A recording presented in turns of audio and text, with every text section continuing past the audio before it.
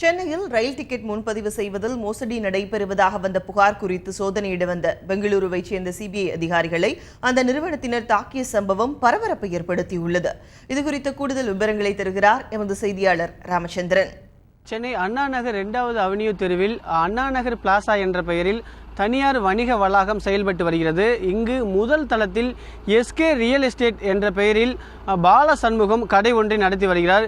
இந்த கடையில் ரயில் முன்பதிவு டிக்கெட் சேவை மையமும் செயல்பட்டு வருகிறது. இங்கு முறைகேடு நடப்பதாக பெங்களூருவை சேர்ந்த சிபிஐ அதிகாரிக்கு புகார் வந்துள்ளது. இதனையடுத்து நேற்று பிற்பகலில் 4 பேர் கொண்ட சிபிஐ அதிகாரிகள் இன்னோவா வாகனத்தில் சோதனை செய்ய வந்துள்ளனர். முதலில் சோதனை செய்வதற்கு அனுமதி அளித்த அந்த கடையின் உரிமையாளர் பால சண்முகம் உரிய ஆவணங்களை சிபிஐ அதிகாரிகள் கேட்டுள்ளனர். அதற்கு அவர்களுக்கு இடையே வாக்குவாதம் ஏற்பட்டது. இதனையடுத்து பால சண்முகம் அங்கு பணிபுரியக்கூடிய ஊழியர்களுடன் இணைந்து அந்த 4 சிபிஐ அதிகாரிகளை தாக்கியுள்ளார். அது மட்டுமல்லாமல் அவர்களுக்கு கொலை மிரட்டலும் விடுத்துள்ளார். இதனையடுத்து அந்த 4 சிபிஐ அதிகாரிகளும் அங்கு அண்ணா நகரில் உள்ள K4 காவல் நிலையத்தில் புகார் மனு கொடுத்துள்ளனர். புகார் மனுவை பெற்றுக்கொண்ட K4 காவல் நிலையத்தில் வழக்கு பதிவு செய்து கடையின் உரிமையாளர் பால சண்முகம் மற்றும் அங்கு பணிபுரியக்கூடிய 3 ஊழியர்களையும் காவல்துறையினர் கைது செய்துள்ளனர்.